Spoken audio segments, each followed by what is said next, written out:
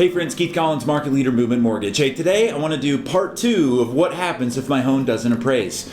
So there's really 5 things that you can do when your home doesn't appraise if you're in contract to buy a home.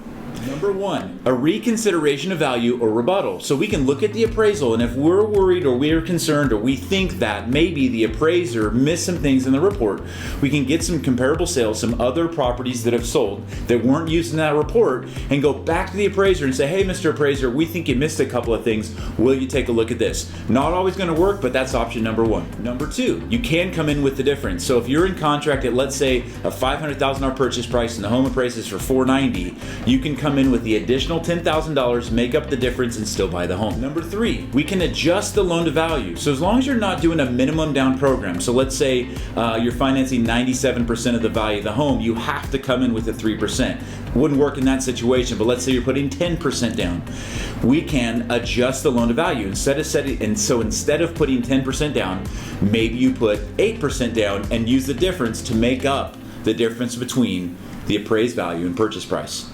Number 4 is simply we can cancel the transaction. So in most transactions, you're going to have some sort of appraisal contingency unless potentially in the offer process you waive that.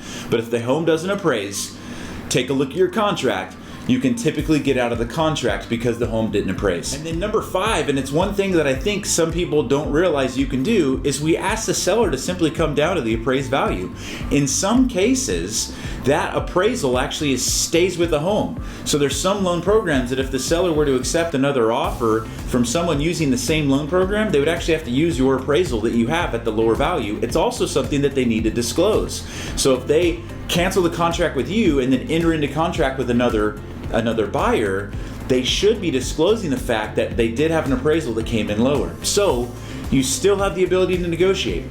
If you have any questions on that, please reach out. Obviously, talk to your real estate agent that you're in contract with about these 5 options, or your lender, but reach out to us. Check out the link below. We've got hundreds of videos on how to finance real estate smart. Have a blessed day, y'all.